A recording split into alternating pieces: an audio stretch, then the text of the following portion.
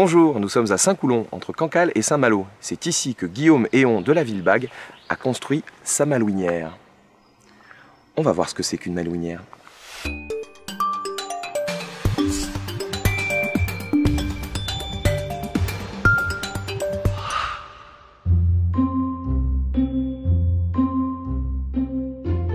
Monsieur Lopez, vous habitez cette malouinière, vous êtes un corsaire en vacances alors? Voilà, tout à fait. Non, cette malouinière appartient à Marie-Hélène Chauveau et à sa mère Madeleine Chauveau, qui ont une très belle propriété, c'est vrai, qu'on appelle malouinière. Elle a été construite en quelle année? Alors, elle est construite en 1715. Elle fait partie des 112 malouinières que compte Saint-Malo. Et une malouinière, c'est ça.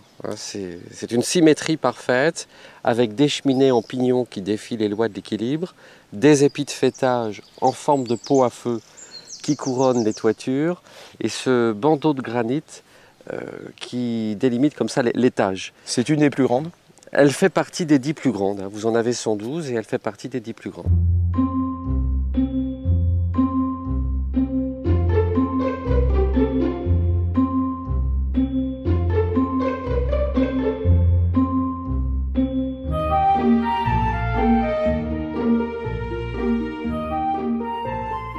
Nous voici dans l'intérieur de la Villebague et il y a ce papier peint panoramique qui est classé monument historique.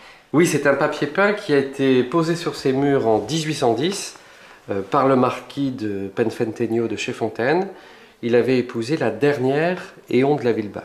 Pour lui faire plaisir, il lui a trouvé ça à Paris, à la manufacture Dufour et Leroy, qui était installée à la Bastille. Et en 1810, ce papier est posé, mais en 1972, il a disparu. Les anciens propriétaires l'avaient découpé, vendu à un antiquaire. Et Jacques et Madeleine Chauveau, quand ils achètent cette propriété en 1975, vont pister tout simplement ce papier peint qu'ils finiront par retrouver au marché de l'art à Aix-en-Provence. C'est une histoire extraordinaire. Ah oui, oui, oui, parce qu'il n'avait jamais été remonté nulle part, il passait d'antiquaire en antiquaire, et maintenant il est là, il a repris sa place, il est classé monument historique. C'est une pure merveille, ça représente l'arrivée des Espagnols chez les Incas.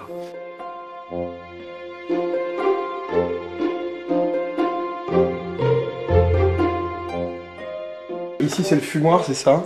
On appelle ça le fumoir. Oui. Hein, Est-ce que le corsaire, quand il était... parce qu'il venait ici en vacances, mais en fait il faisait pas d'affaires ici réellement. Il pouvait en faire, il pouvait faire des affaires ici, mais normalement c'est une maison de plaisance. Donc on vient, comme tous les armateurs, ils avaient leur malouinière, on en parlait tout à l'heure, ils en ont 112. On quittait Saint-Malo du mois d'avril au mois d'octobre. Saint-Malo sentait mauvais, il y avait 20 000 habitants, pas de tout à l'égout.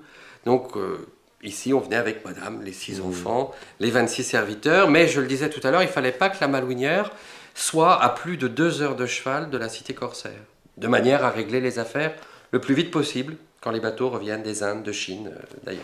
Alors allons-y, le plus vite possible. Nous sommes ici dans le pigeonnier de la malouinière et vous conservez des armes. Voilà, des armes tout à fait authentiques, de corsaires, comme on dit. Et si vous voulez bien, moi, je vais vous les présenter. Alors moi j'ai toujours rêvé de faire ça. Ah. À l'abordage. Alors ça c'est un sabre. Sabre d'abordage, on appelle ce sabre d'abordage des cuillères à peau.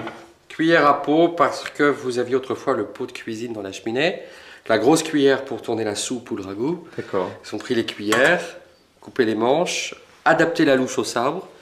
D'ailleurs ça c'est la dose de rhum qu'ils buvaient oui. pour se donner du courage. Cuillère à peau qui donnera aussi l'expression « j'ai expédié le bateau en 3 coups de cuillère à peau ». C'est-à-dire en 3 coups de sabre très rapidement. Vous avez aussi le poignard d'abordage. Qui est frappé aussi d'encre de marine, de poinçon, à lame légèrement incurvée et triangulaire de l'autre. On imagine très bien les dégâts que ça pouvait causer. Et la hache d'abordage, c'est le piolet du corsaire. Voilà, on plante ça dans le bateau ennemi, on lance les grappins et on monte à l'abordage. Arrivé là-haut, boum. Et ces petits boulets de canon là? Alors c'est un boulet à chaîne et ça sert à freiner le navire ennemi. Quand ce boulet partait, ça s'ouvrait, ça partait en vrille et ça déchirait les voiles, ça cassait les mâts. Parce qu'il fallait pas toucher à la coque. Ah oui, c'est précieux. Ça peut se revendre un bateau. Et là, on a déjà de l'arme à feu. Voilà, pistolet à percussion, Premier Empire, donc de l'époque de Surcouf. On met un certain temps à armer ce genre de choses. D'ailleurs, je peux vous faire une démonstration. On ne va pas l'armer pour de vrai. Mais ça, c'est la dose exacte pour la poudre. Donc, on met la poudre là-dedans. Ensuite, on met de la bourre. On passe bien. Ensuite, on met la bille en plomb. On passe aussi. Il ne faut pas que la bille tombe, donc on remet de la bourre. Bille en plomb. Pendant que l'autre en face attend que vous ayez fini votre cinéma, bien sûr. Oui. Vous remettez ça, vous armez. Et là, on met une amorce. Voilà. D'accord. On est mort, quoi, déjà. C'est un bon moment. Ça va beaucoup plus vite dans le film Pirates des Caraïbes. Oui, et dans Master et Commander aussi. Voilà.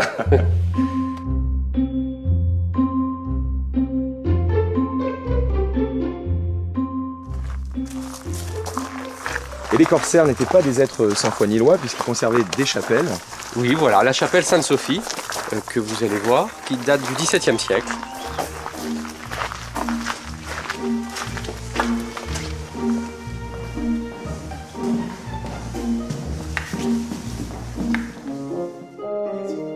Et donc dans cette chapelle, le corsaire il vient et il pratique le culte catholique? Oui, tout à fait. Donc il venait dans cette chapelle avec sa femme, ses 6 enfants, 26 serviteurs.